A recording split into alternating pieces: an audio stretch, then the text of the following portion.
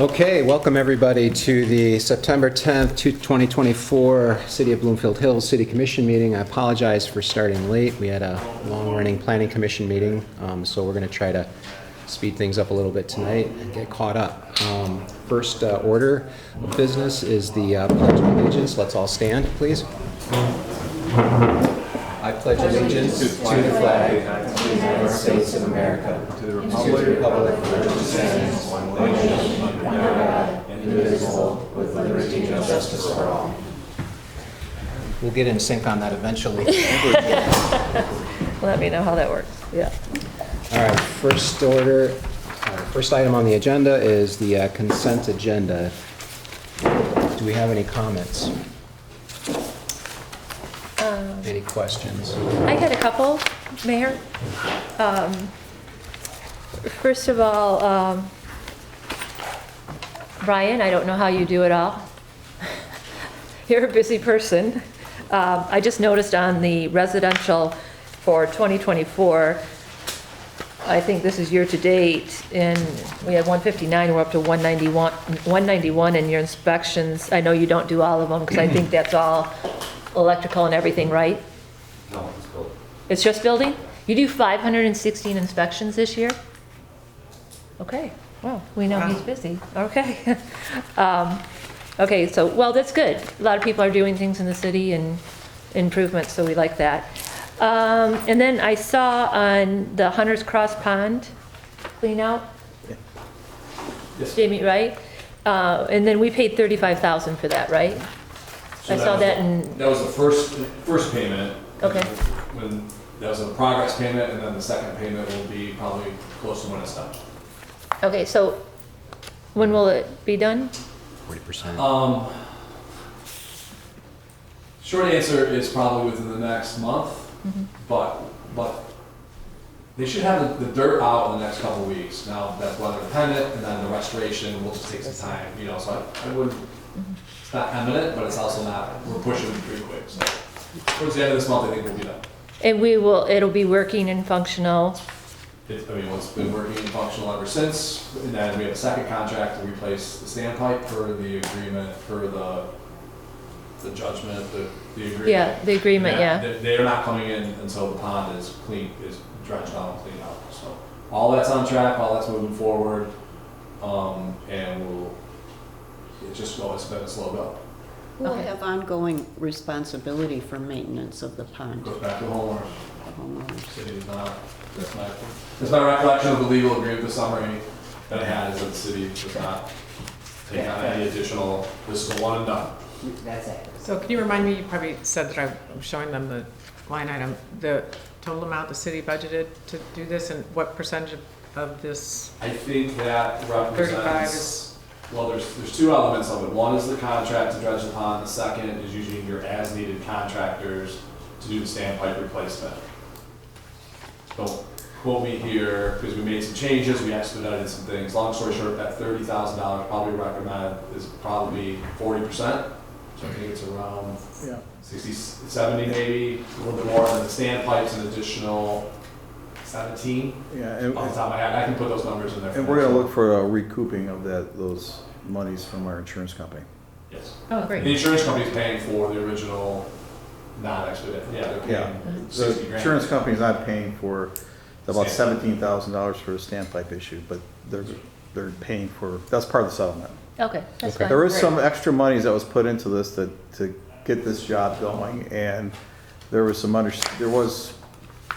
further review of doing some additional things just to make sure this thing's cleaned out appropriately, and I think that was an additional $18,000.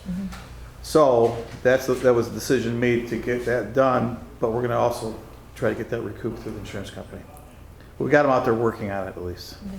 What is the recommended maintenance of that pond? Because it was never maintained prior to this, and that's why what happened? So it's a pretty passive system, but because it's in line to a storm sewer, and remember, the other side of the road is another detention basin.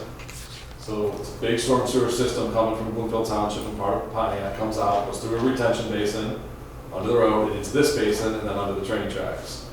So, and Kensington train tracks.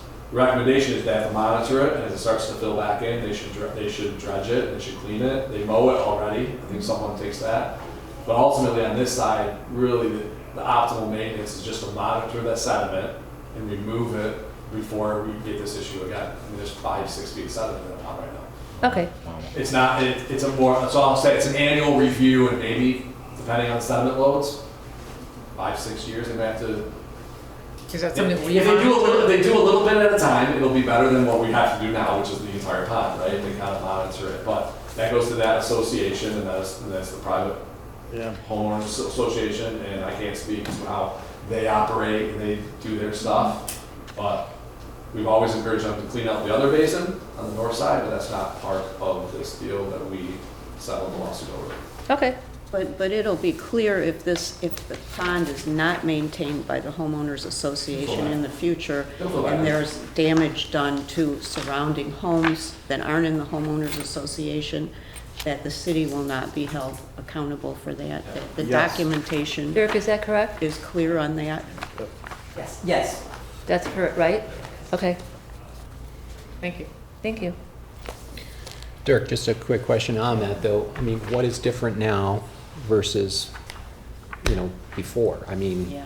From an engineering standpoint? no, from a legal standpoint. I mean, The city's liability. the city's, to cover- why were we held liable for this?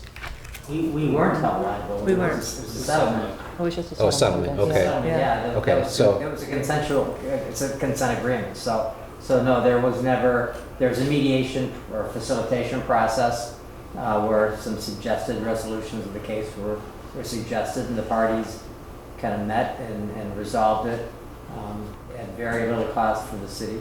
Right, So, yeah, understood. So but- we were okay. never found liable. But And we would maintain, and Jamie, I think you would agree, and Dave too, that we have no liability.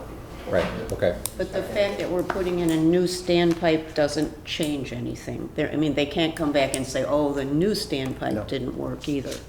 No. That change out, the design of that change out, and the Eagle permitting are part of the settlement agreement, that's what the city's going to do, and then we're walking away. With all the releases that go along with it. Okay, perfect. Okay, thank you. Thank you. That's all I have, Mayor. Cool. Any other comments? Good. Do you have a motion to approve? Move to approve. All in favor? Oh, I move to sorry. approve. The consent agenda. Okay, second? Second. All in favor? Aye. Aye. Any opposed? Okay, moving on to recognition of citizens in the audience. This is for individual comments, and it's limited to 3 minutes. Do we have anybody here tonight that would like to speak? You do. Please identify yourself and go ahead. Attorney? Please identify yourself and then go on. Marcia Gershenson. I'm the county commissioner for this area.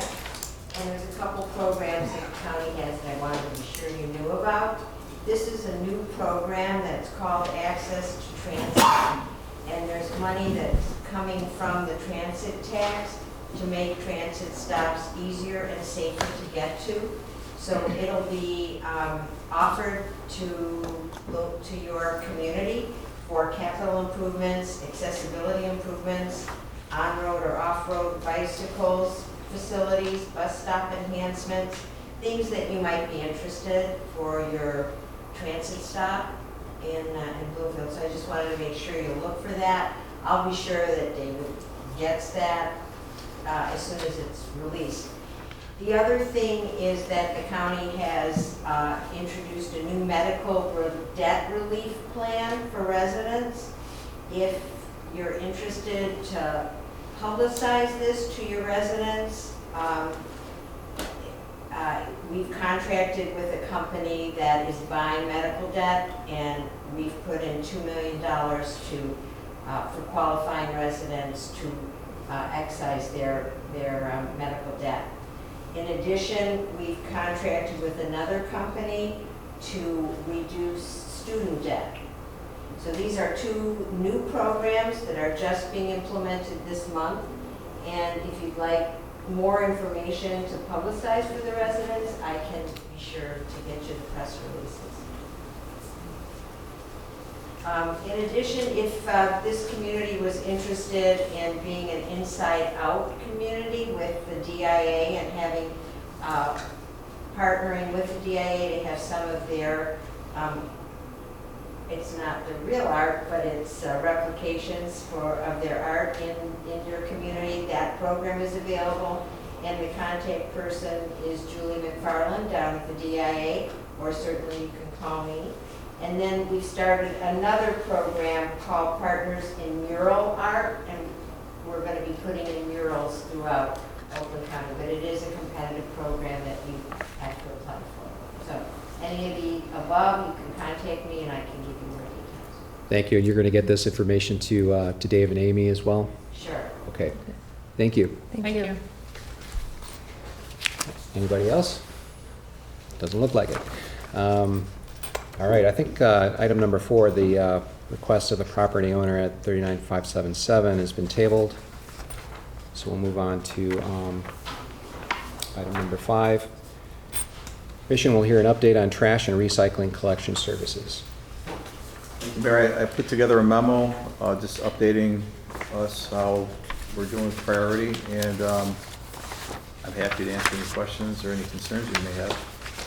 I know I sense that there's some frustration certainly around this, and how long do you think it's going to take? I mean, as far as them getting their act together, and I mean, I guess how long do we want to give them to make things right before we really start getting serious about looking at other options? Well, I think that so far we haven't had trash in the last couple of weeks. We haven't had a trash pickup issue, so that's a good thing. I think we continue to monitor that to make sure that works out. They've provided some, not excuses, whatever you want to call it, but reasoning behind their customer service phone line issues. September 18th, they're supposed to be getting a new phone service. I know it's not our issue, that they took up 750,000 new customers. I know that's certainly, we don't certainly care about that. We just care about the service that they provide us. But I have shown that there's, or I have seen that there's, that's gotten better, the customer service part, because I actually call to see if I can get through. And I call every couple of days just to see. Thank you. And then I talk to them and tell them who I am, so, and why I'm calling. But the other component is the billing. So the third part of it is billing. And there was some confusion with the billing. They sent out bills. Some folks, I think, in the city paid additional which they shouldn't have. I know that when we worked with Priority, they contacted each one of those that we knew about and worked through it. So I know there's other communities that are having a lot of problems, but knock on wood, we're not having a lot of problems, at least that I know of. But I encourage everybody to let us know, because we're documenting each complaint so I can track it. We've had good communication with the Priority leadership. Person named Dan Vinay, Vice President of Municipal Contracts, or whatever the title is, he was here with Dan, with Don Bretta from GFL. Don Bretta works for Priority now. You know, they talk with us and how everything's going to work, and using all this data and cameras on their trucks and all that. To be honest, there's not cameras on the trucks yet. All that stuff's not happening yet. But I can only maybe comment or respond to what the reality of it is. So the reality is that we don't really have any documented concerns with trash pickup, at least in the last few weeks. They picked up trash today and they will tomorrow. I didn't get any complaints today, but I will certainly look at that. I think we had 2 complaints in the last 2 weeks. Both of those, we called, or somebody called. I think I called on one of them and asked them to pick up the garbage immediately. They did, or not. They picked it up. They're responsive, I suppose. So my feeling of it is, we went through a process with GFL where they were we had a lot of resident complaints, and so we went through a process where we try to resolve that. And we did that by working with GFL, and it worked in the end. And I know that complaints can get bad, so I'm really concerned about it. So I'm really concerned that we sort of throw the baby out with the bathwater until we really are finding that we're having problems. And in addition to that, unless we really can show we have a lot of problems, we can get out of the contract. But there's a process that we'd have to do that, and to get other folks interested in picking up garbage for us, we have to go through a competitive process and post it and interview them and all that sort of thing. So, I mean, in the best interest of the city or the residents and us, I'm hoping that this works out. So I would ask that, you know, you let me continue to monitor it, and then I'll just continue to report. I can put in my weekly report the experience that I've had during that week. Would that be if that would be helpful? What's reasonable? I mean, if you have a contract like this that transitions, you give them a 6-month window to kind of get their arms around it. I mean, has that been your experience in the past? 2 months. 2 months. Okay. 2 months, and they took over July 1st, I believe. So it's been just over 2 months, but it has gotten better recently. Right. But it was good. You know, it actually was good at first. It was fine because they used the same trucks and the same people. And then I think what happened, I'm speculating, but I think they took over contracts from a lot of communities.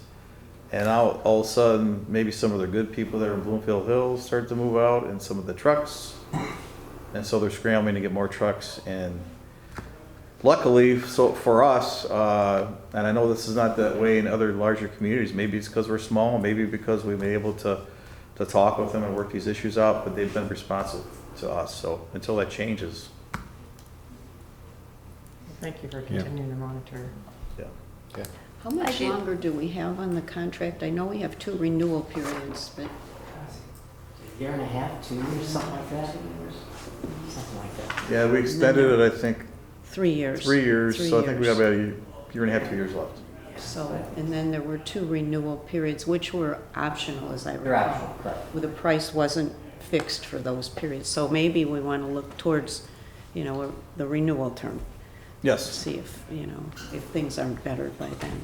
But I think we have to be reasonable and work with them. I think that's good that what you're doing is. I know I contacted a couple other communities that went through a process of a bidding process to find other companies to pick up trash, and there's not a lot of them out there. No. That's another concern. Who does Cranbrook use? They use a company. Boy, I wrote it down. Runco. You gave us their. Right. Yeah, I didn't know. I It would was call in to the find out. I think you asked. I asked, but you answered in the Yes. email at the very bottom and said Yeah. Runco. Yeah, Renco, that's what it was. Yeah. So then I looked up Renco, and Renco does pick up trash. Most of their business is commercial, but they do have some residential. And even when I talked to some other communities, some of these residential companies are smaller, and they don't necessarily are interested in coming down this way or whatever the case may be. There's one company in northern Oakland County that uses, or one municipality uses 2 different companies, because not one company wants to take the whole thing over. I think that would be kind of messy. I am hoping that this works out. I think it's the best thing for the city, but I will certainly keep you informed. Thank you. Thanks, Dave. Mr., in your comment, in your report, Mr. Bennett reported, and he said, additionally, customers should log into their customer portal at any time to view all the transaction and ensure their accounts are up to date. That's not what they say on their voice message. So I was one of those customers who got a bill, and it says on their voice message, if you were billed on August 26th or September 1st, those bills are incorrect. You will be getting a new statement sent to you telling you that you are paid. So I just want to let you know, they don't say to go to the website, they say they were going to send me a new statement. That's a good point, and I think what we'll do is we're going to make sure our website says that. You know, as we have priority services on our website, talks about all the services, the dates, and all that.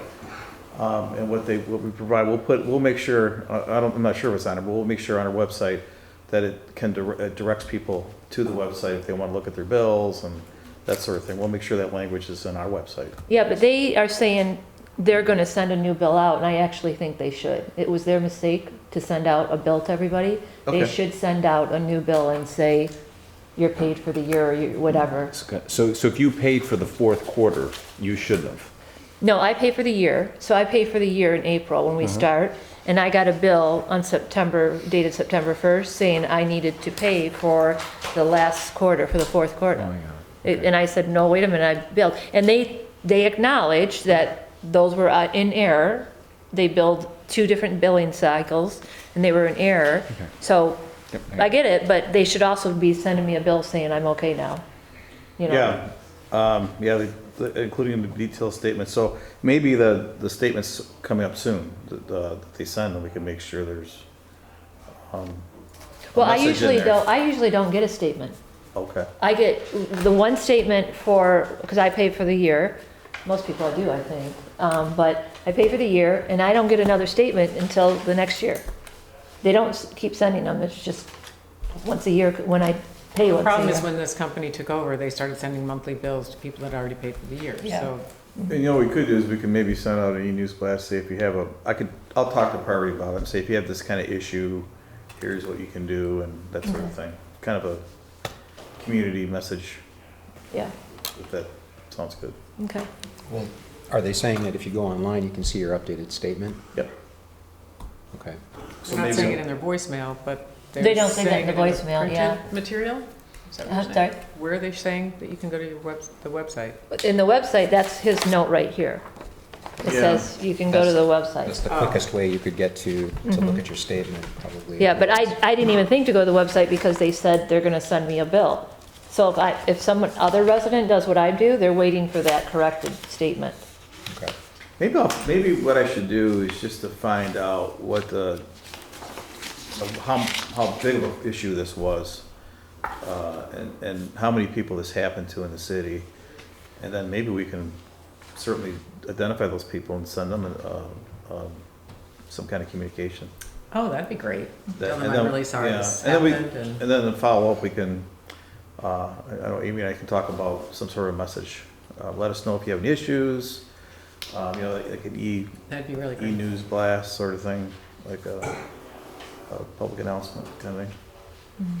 Well, it might be a lot of people, because it would seem that if they have an electronic database, that if they make a mistake with one, they probably made the mistake with everybody that has annual payments.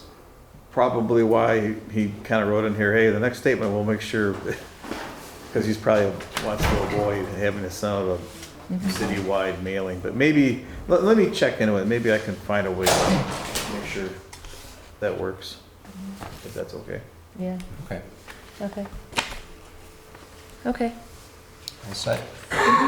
Okay. Dave, you're up next with the Section 16 sign ordinance related to ground signs. Yeah, so it was kind of a unique situation. I had a complaint about a building sign in Bloomfield Hills where all these construction sites or new construction sites have a sign on it that is, I believe, 12 square feet. And doing some research on it, they used to be, I think, 6 square feet, and whatever subcommittee changed that to a 12 square foot sign. And the idea was to put all the professionals that are working on the home or the addition or the project on there, so there's not a bunch of signs around.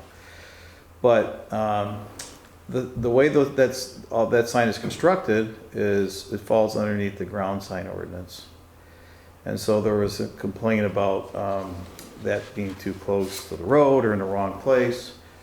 So that sign in particular, I tried to find a way to correct that. But then I thought, my goodness, I've been driving around, I see these signs, so there's no way they comply with the ground sign. So the ground sign ordinance says that all ground signs have to be 25 feet behind the right-of-way line, which is synonymous with the property line.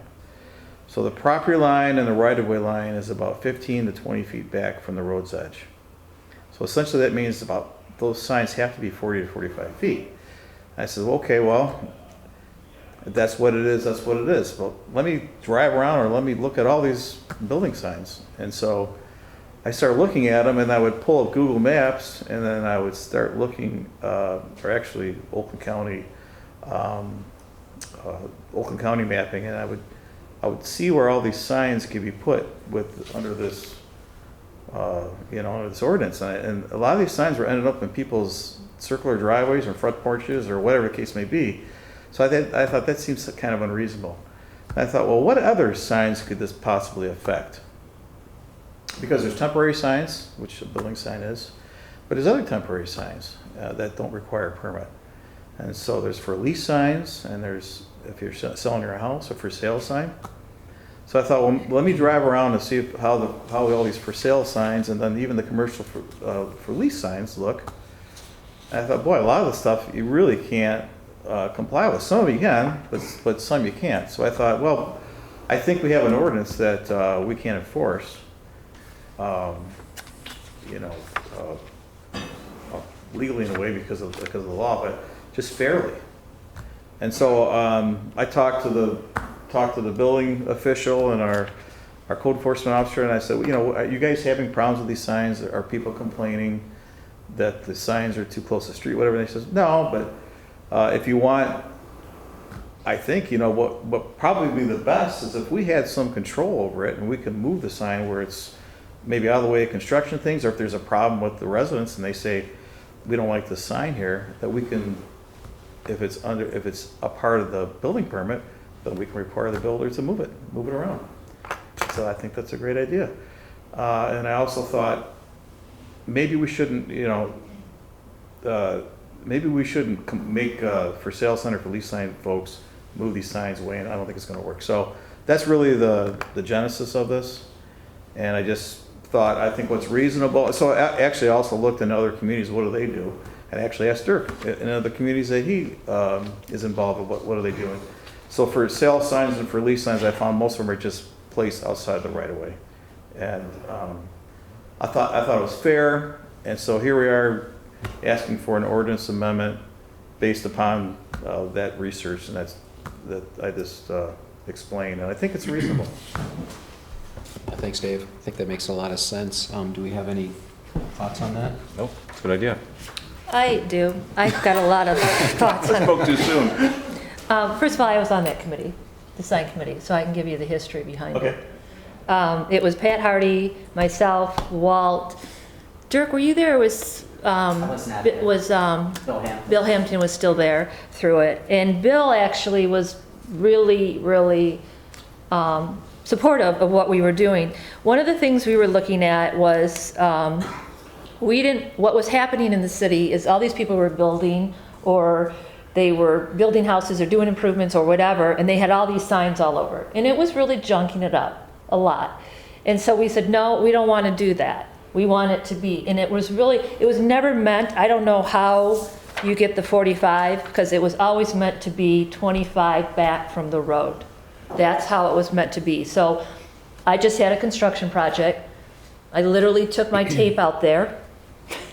The guy put his colored sign in. I took his colored sign out and put it in the back. And I said, if you're going to put a sign up, it's going to go back 25 feet from the road's edge, and it's going to be black and gold. It was fine. It wasn't at the road's edge. It was, not in the middle of my yard either, but it was fine.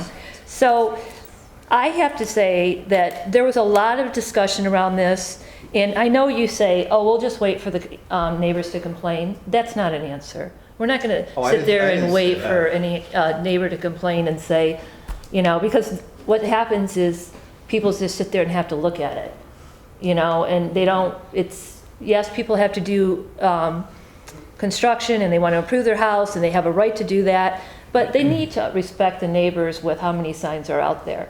So I know, because I had one house down the street from mine, I called you on it because they had 7 signs. They had the electrical sign there, they had the builder's name there, and I'm like, so we don't want to junk up a neighborhood with a bunch of signs. People want to do business in the community. The idea was to put all their names on one sign, just like you said. That was what it was supposed to be, if people wanted to see it. What you're saying, this isn't enforceable, I say, and you said something a couple weeks ago that really hit, and I thought it was so true. You need to make these ordinances so that in 5 to 10 years, it's just lucky I've been on the commission a long time, they understand why the decision was made. And because we may not all be here. Brian might not be here, well, he'll be here forever, but John, and there's just no way that John can go around the city, nor should we expect him to find a bunch of signs that are not in compliance. And I don't think the police should be doing that either. I'd rather have them, protecting us. So I am suggesting, you're suggesting something that if we do this, there is no, I could be a builder and say, show me your ordinance, show me where I have to have this sign 25 feet back. Well, you don't, it's really subjective to John or the builder guy, and he can fight us. So I would prefer that we just make it very simple and we do it 25 feet back from the road edge that is very close to the road. It's on any site that's out there it can be done on. I drove the neighborhood, went to some construction sites, and I'm like, yep, 25 feet back, you can still see the sign, and we don't have a bunch of, advertising out there of all over. Because as you know, that one on Martel had, the tree guy's sign was there, and all these other signs were there. So I am against having it be open. There is a reason for this, to keep our city clean. And in this particular one, I don't care what other cities do. Can I make one comment? And not getting into the location of the signs, this still does limit it to the one sign, though. I just want to make sure that. Okay, thank you. But I think but he's saying the 45 is unrealistic. I totally agree, because I took a tape measure and measured my front yard. It would be next to my driveway. Right. So. And that's what the ordinance says too, but let me comment on something you said, because I don't want folks to think that I'm waiting on a complaint from somebody. The value to what I'm proposing with the building official, and by the way, the building official goes to all these homes, and he inspects all these homes all the time. So the difference between your proposal and my proposal is now the building official can move that sign anywhere based upon, what materials out there, and this is a recommendation by our building official, and I completely agree with it, but I think it actually gives us more authority and more discretion to move the sign when there's an issue with it, because if you say the sign has to be 25 feet back, well, they could put it 25 feet back, but there's no other condition. They can say, no, we want it right here. But under my proposal, we can actually move it to where it's best for the community. And I did not want to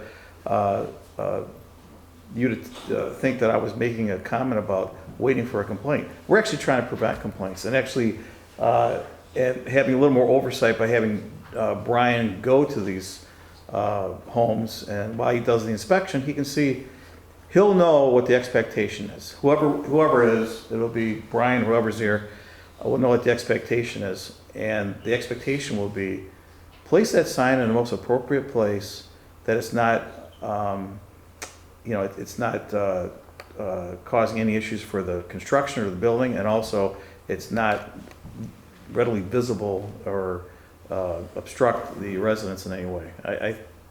Can you combine the two and say at least 25 feet from the road, and if there's a problem? Yes, they ask the city? yes, for that. I think we could probably do for that, but my only comment is there's a couple other things here. 25 feet, will it always work? I'm not sure, and that's why I thought the discussion would be better for the building official. And secondly, for lease signs and for sale signs, I think you just have to get them out of the right of way. I don't think you could make them 25 feet back. 25 feet back, or Because the right of way, whichever is greater. Yeah, that's a good idea. I just think. Doesn't the 25 feet start from the right of way? Yeah, it does, doesn't it? Right now, it starts from the right of way, but I think what you're saying is Whichever from is. the road, it's either 25 feet back Has from to the be out of the road right of way, or out of the right of way, which is or at least whichever 25, is and greater. at least 25 feet from the road. That wouldn't work for all of for sale or for lease signs, but Why is in that? most cases it would work for build. I don't know, Brian. It's just easier to deal with the right-of-way line. We have all that information in the computer, me and John, it's very easy to locate. So it's 25 feet, right?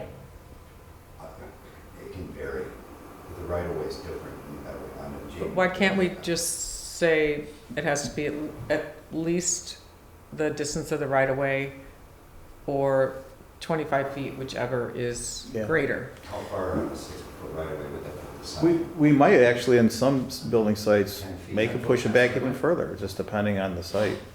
The only thing is, you know, and I've learned this is very subjective. I could call you or call Brian and go, I don't like where that sign is. I walk 5 miles a day and I walk by a construction site, and Brian goes, well, what's wrong with it? I think it looks okay. Or you're gonna say, well, what's wrong with it? I think it looks okay. You know what I'm saying? It's very subjective. It's whatever you or John think is appropriate, which might not be for someone else who's walking by. If you have a number attached to it, it's 25 feet or the right-of-way, and that's where it is.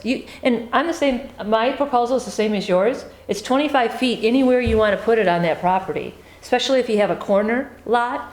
You know, if you want to put it on the busy street, fine. If you want to put it in front of the house, fine. You can put it anywhere you want. It's just got to be 25 feet I do like back. to have the discretion for the building official, because in case we do get some sort of, well, here, the reality of it is, we don't really have many complaints about building signs. We just don't. We don't have many complaints about. But people don't like them, they just may not Right. complain, but that But I doesn't mean just they don't wanted like to them. establish some sort of reasonable expectation. If for sale signs or for lease signs, they have to be treated the same as these building signs because they're ground signs. Mm-hmm. The only other sign is a political sign, which is 10 feet off the road's edge. I mean, I think, you know, I'm sure we could massage this thing, but I think it's pretty reasonable. I support the idea of it. I'm really confident you can pull this off. But beyond that, there are so many ordinances for whether it's a grade, there are so many things that block in choice. And in this example, if it's wrong, you can move it 10 feet and it's settled. And you can move it, continually move it. Right. And I understand if a resident calls to complain about a specific issue, I think you trust that we do our best to make sure that we recognize what that is. If it is a real issue, we'll address it. I think it's, I guess my question though is, if you haven't had any complaint, why are we changing it? because because it's an ordinance right now that's on the books that we can't enforce. We could enforce it, but it would be unreasonable to do so. Well, in a lot of cases, we can't enforce it because they'd either not be able to put a sign on. So I did get a complaint that started all this. And I looked into it and I thought, okay, well, here's a complaint, but I can't require that because of all these other issues. Well, I think I'd like to compromise and suggest we compromise and do the 20, because that was what the intent of was to be 25 feet back from the road. I second that. Well, And there's always exceptions, right? Yeah, So there's, why can't there be an exception? They bring it to the planning commission or whatever they have to bring it to. Planning commission will cost them a bunch of money and everything. Right. I mean, I don't know if that's, what about this? What about the for sale signs and the for lease signs? We just make sure they're out of the right of way.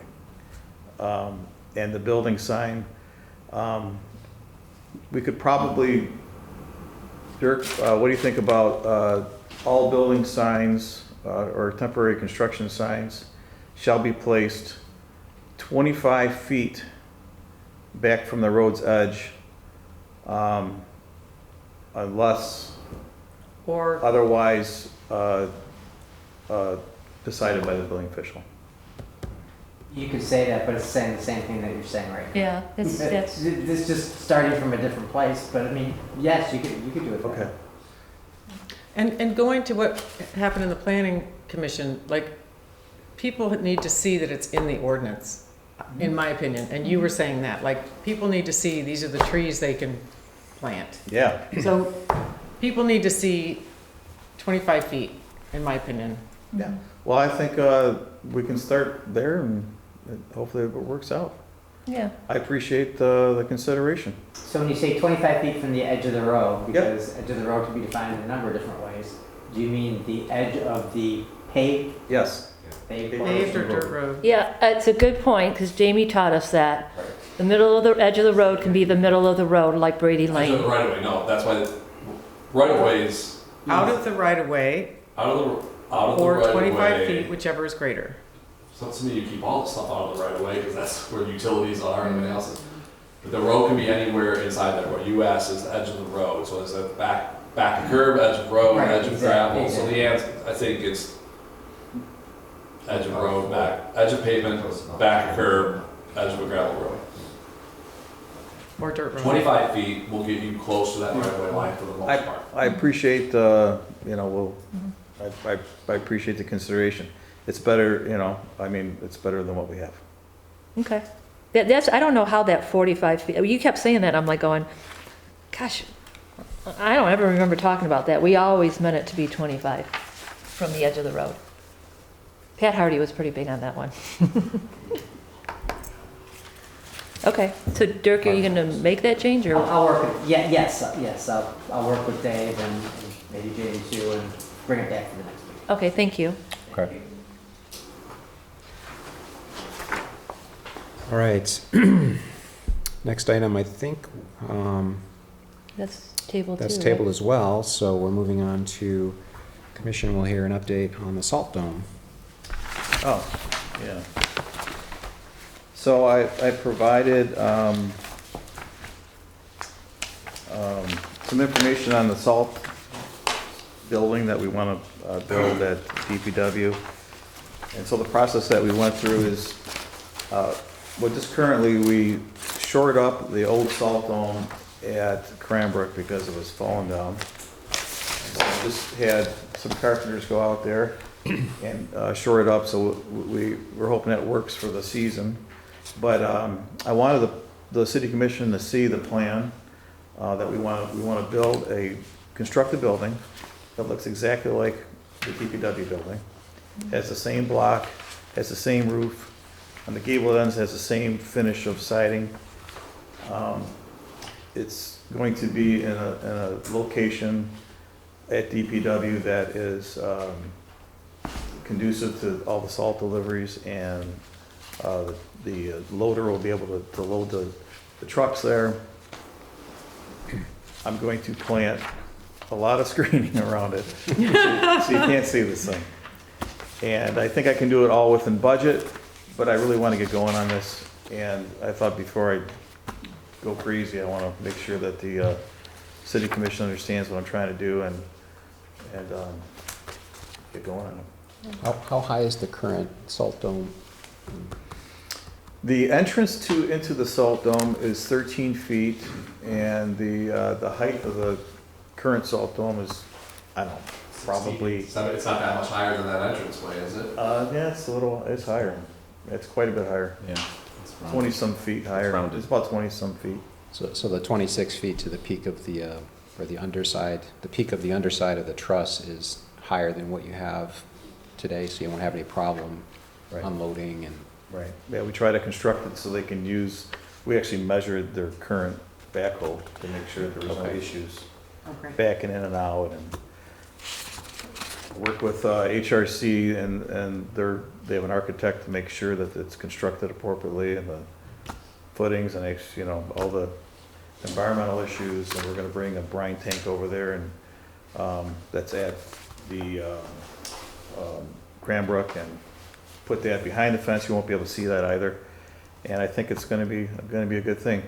It's interesting when I recently went out to look at the old salt shed with Cranbrook leadership, and they says, well, what are we gonna do with this salt? Can we still be involved with buying salt? Yeah, I said, yes, you can. This salt, we're gonna have to figure out whose salt this is, but we have our finance director on top of this salt issue with how much we're buying and how much we're using, because it was kind of loosey-goosey with Sure. sharing of salt in that building and also using our equipment. And I says, well, you can just use the backhoe that we sold you. And they says, well, that doesn't work very well. All the hydraulics don't work. We usually use yours. So I'm happy to get our tractor in DPW. We have space to park it, so it's going to last longer. The salt will be there so we can load the trucks up. And I think it's a good thing. So what did they mean by, what are we gonna do with the salt? They still wanna buy it with us? I think we should. I think we should allow them to purchase with it, because if they can, it's a mutually beneficial thing.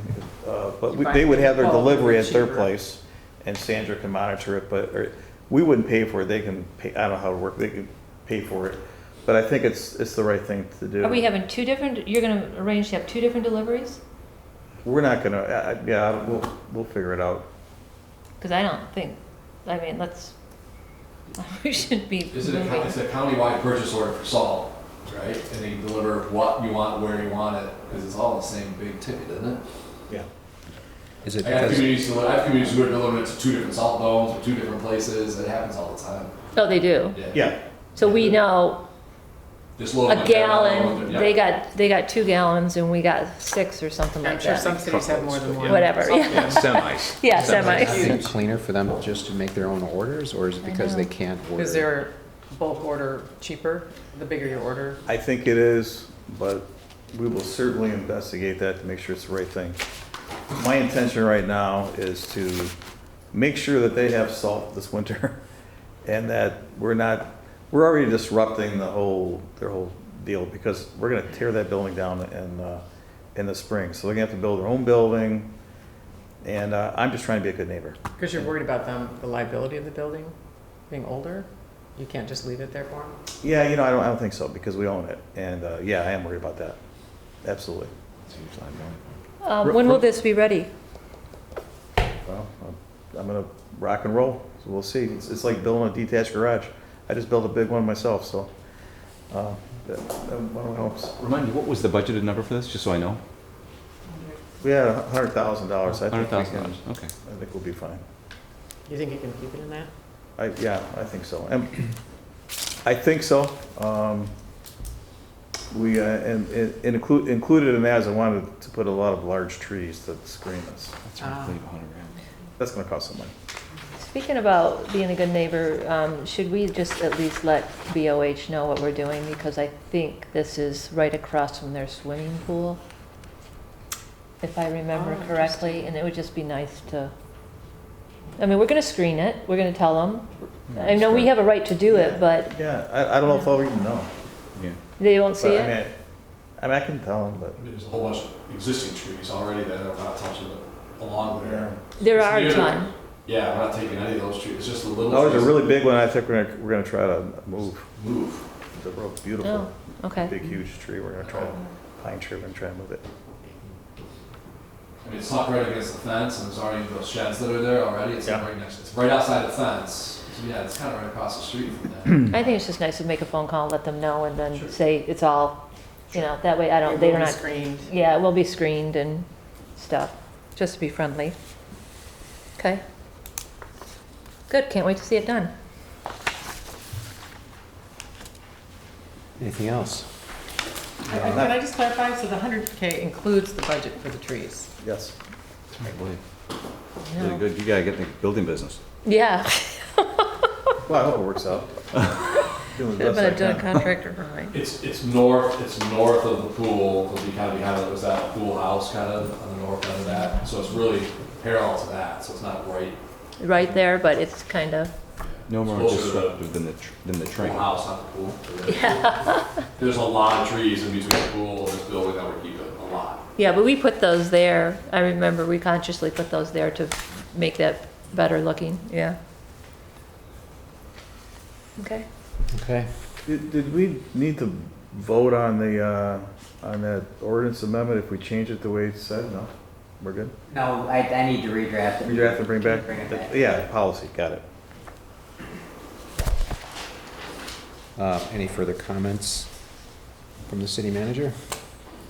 Yeah, I have quite a few, so bear with me. I'll try to make it fast. So we did send you the Director of Public Safety information from the recruiter. So he wants to get a meeting together, closed session meeting, to talk about the next steps. But eventually you'll have some interviews, and those interviews will be public. Or at least the applicants can have that right to have it public. So does anybody have any idea of any dates? He's gonna need another week or two to go through these things. The You first want- week of October, I'm not good. Unless you wanna wait till the next meeting, I suppose, but, I'd like to get this thing rolling. Other than that, I'm good.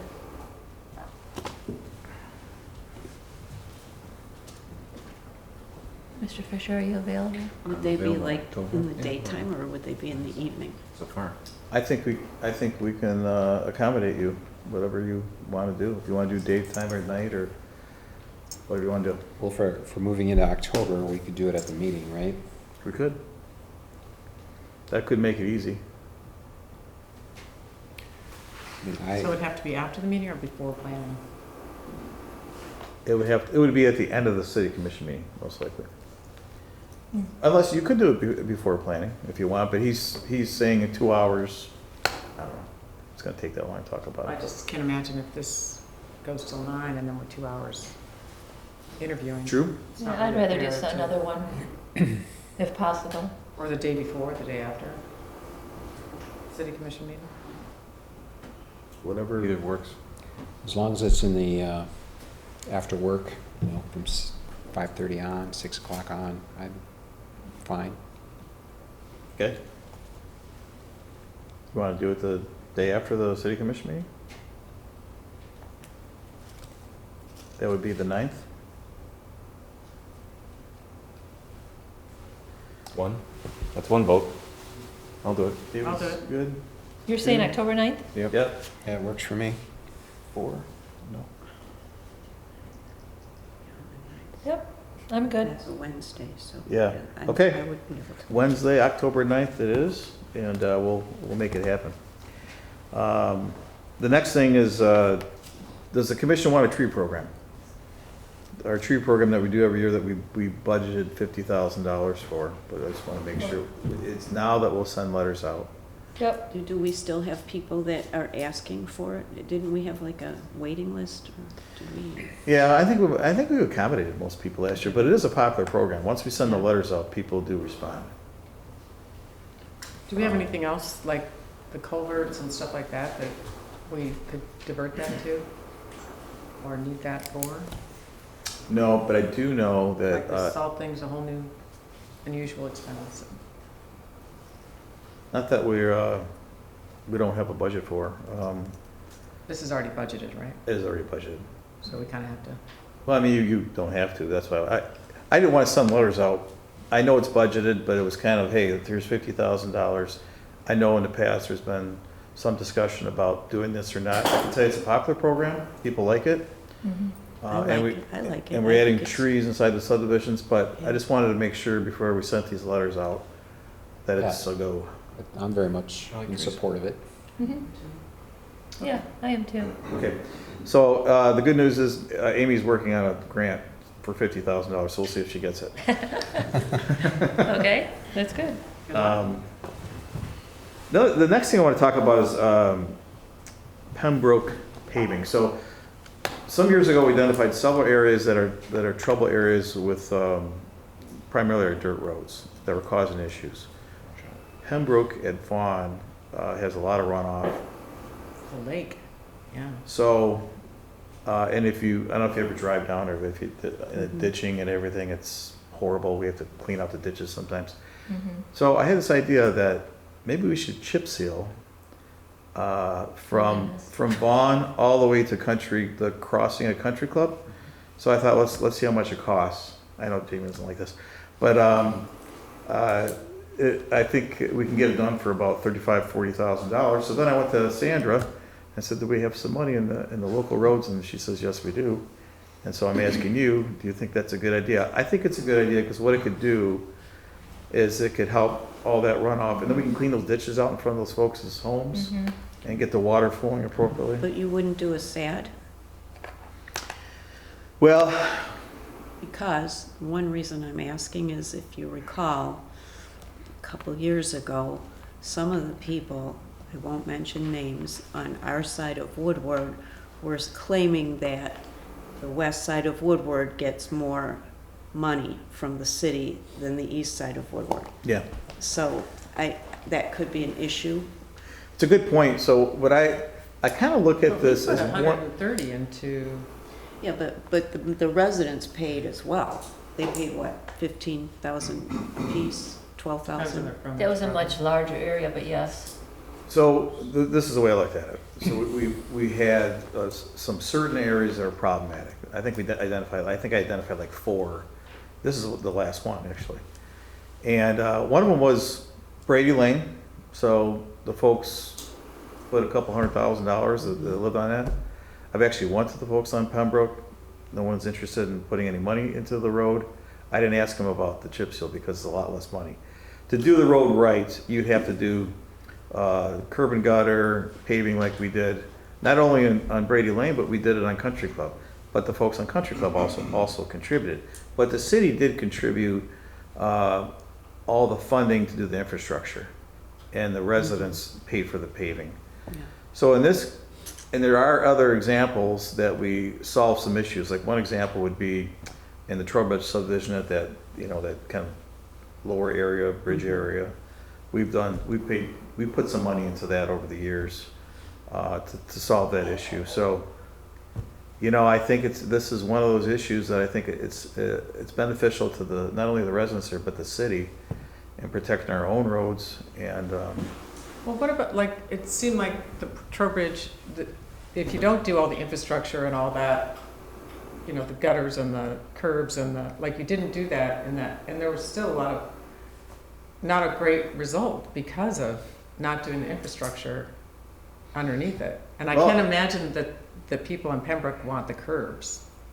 right. I'm So sure they want it to be dirt roadish kind of looking. I think the Trowbridge was pretty successful in as far as we realize with Trowbridge that we'll have to go back there, and it's kind of messes I've been talking about. Every year we have to go back and spend a little bit of money, make it right. But it has worked pretty well. That's what made me think about this. I thought it might be a good thing. I think we've learned some things from this first go around. So if you do it again, I'm sure there are some things you might do a little bit differently, but it's worked out really well for us in the Trowbridge area. But now it's dry. Well, It's like working really well right now. We've had some really heavy rains. Spring and the heavy rains, and it's held held up really well. I think it's good. Canterbury Slope has done fine. And I think you should look into it, but you need to follow suit with what we've done previously with other places where, Maybe approach the neighbors and see if yes. they would do the chip seal, and chip it's not seal. as costly. Didn't we approve a certain amount, a couple years ago, a certain amount of that road from off of Vaughan? I Because remember there that was a too. problem there, remember? And then I think the plans changed and we didn't do it, but I thought we had approved. Yeah, you like did. just a You portion of it. approved. The apron. Yes. You approved giving I think me like $40,000, and I thought this will probably be a good thing. And it was very similar to that. And we do make improvements around the city that we spend money. And so I suppose I could go to the residents there and say, hey, we're thinking about this program. It might be $40,000, $50,000. Do you guys want to contribute?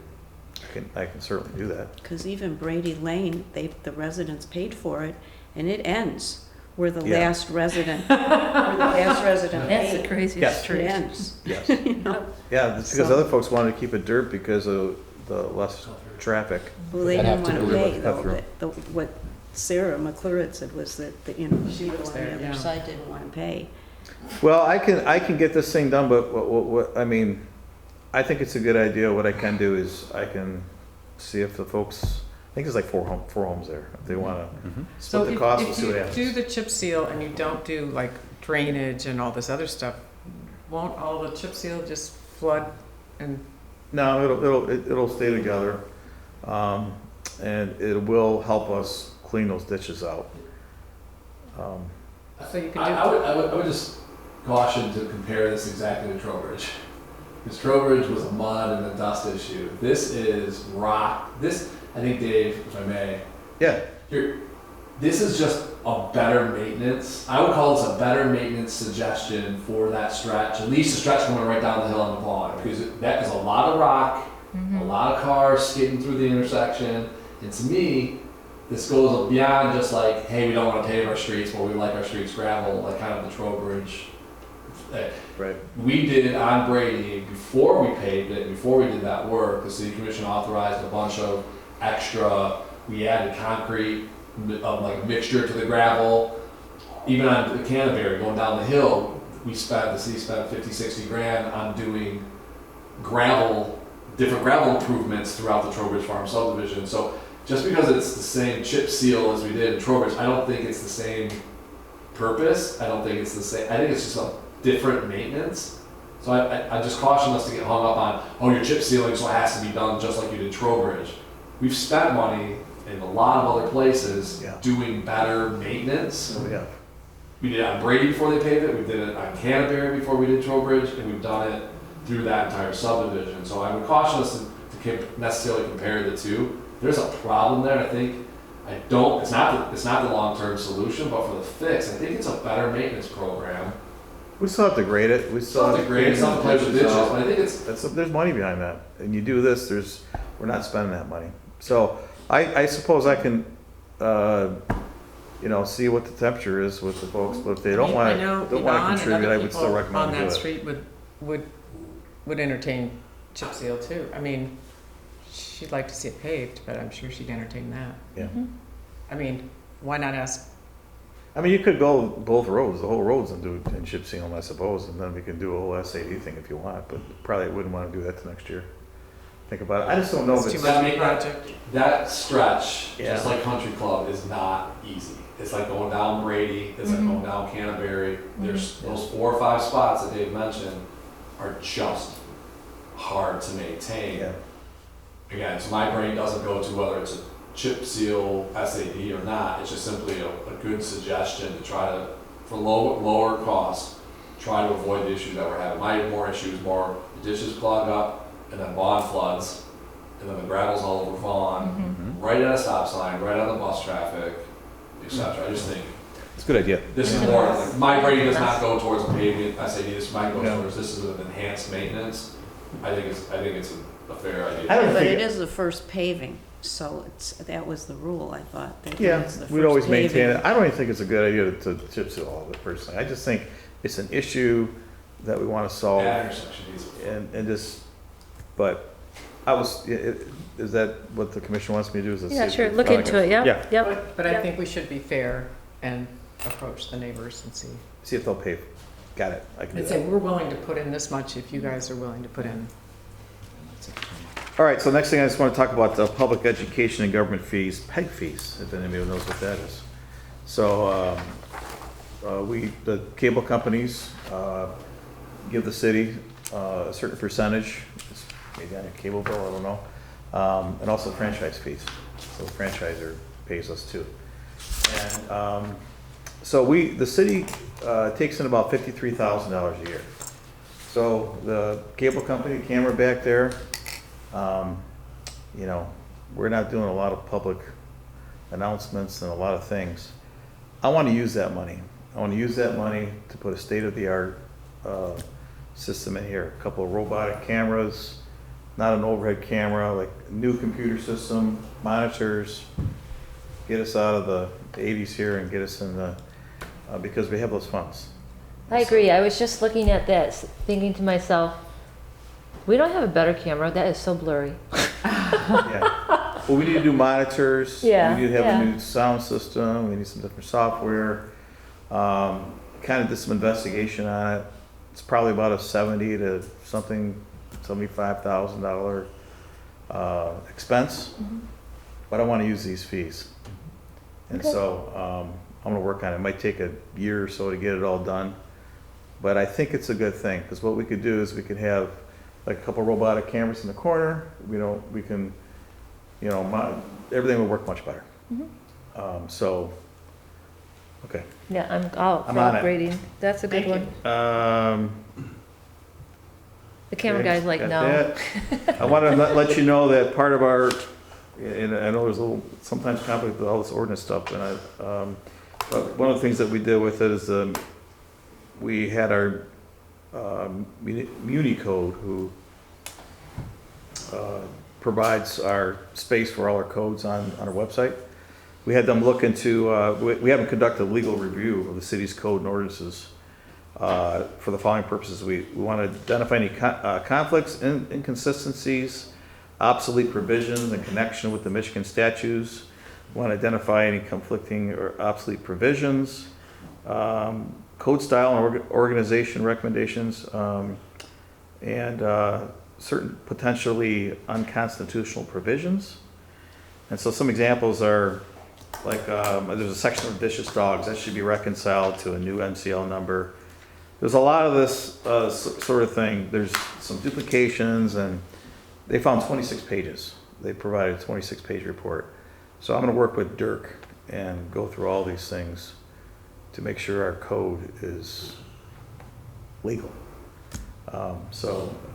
When I get to that, I'm not sure, but we're gonna work on that. So that's part of the whole ordinance revision thing that I'm going through. It's part of the process. So I wanted to let you know about that. That's about it. That's all I have. Thanks, Dave. Next, do we have any other business? Dave, Oh, I'm sorry. go ahead. I was gonna say Dave took all our time, but I just kidding. Just kidding. In response to Marcia Gershenson, she mentioned Inside Out with DIA, and I think that's something we could provide for our residents. I don't know where we would do it, but it's fantastic. They bring replicas of their best art out to the city, and we have an older community, and I think it's something we could do for our community, and it's, you know, it's part of the millage. It's something as a city we're entitled to, and I think a lot of older people would enjoy it. Where do we put these? I don't know where we would do it is the problem. I don't. Oh, they do it like It's all outside. Oh. They bring the art to you. They bring it like in a big, and it's got a great. Everyone loves it when it comes, and it's like the tree program. It's like something that I think a lot of our residents would enjoy. The City of Auburn Hills does it. They've done it for the last several years. Great. It's in public spaces, it's on some commercial businesses, they give permission, and yeah, it's Could we do it in our parking lot? you could. Sure. Yeah. Could we do that instead of our open house? Yes. So does it have to go to the planning commission though? I don't know. No. It's not like an exhibit, it's just, it's an outdoor frame with a print in it, and they put it inside of a building. Oh, okay. And they do it, 10, 15 different places throughout. Do you need a building? You don't need a building. Or do you have a some tent? way to hold up the print, but, which I think they provide. Yeah, they provide it all. Can you put it in a tent? I guess you could. I mean, a big, is that how you do it? Is that how they do it? No, it's mostly on the Some of them are side. outside on trails. Mine are on Some are trails. on trails, right. There's outside. Well, fine. They'll just, Yeah. there's just a framed picture with plexiglass, and there's an art, and there's a little plaque, and in Rochester we have them on the trails. That's exactly what it is, or the side of buildings, and Yeah. yeah, Out in the parking lot, wherever you want. it's pretty neat Is actually. it temporary though? It just comes. It's in temporary. those? Oh, yeah, it's just temporary. Yeah. It's just a neat thing for us to Sure. do. I think it'd be a great thing to I entertain. think it would be kind of cool to make it like a, this whole thing about pop-up shops all over. I know you know a lot about them, right? No, they're just like, it would be kind of cool to have them all displayed, and make it an event. It'd be kind of cool. I like that idea. Thank you. Okay. You don't do that. You used to have the outdoor party, it's been a long time since, is there a reason why we don't do that anymore? Showing off all the fire equipment and Yeah, police cars. we should do that again. Yeah, it's That cute. was Kids really love that. nice. Yeah, kids loved it. We'll get that. Yeah, with done. our new fire truck. Yeah. Great to show them off. Yeah, well, there was Got sirens, fun. mixed reviews about that, but yeah, certainly. Yeah. Yeah. We get cupcakes from Bloomfield Cupcakes. Yeah, We used the to. food was great, I Did you? remember that. Yeah. They Yeah. all Yeah, donated we food. did. We had the restaurants around here. Mhm. Oh, It was great. fun. Anybody else have any other business? Okay. I think we're good to adjourn? Yep. All right. Meeting adjourned. Thank you.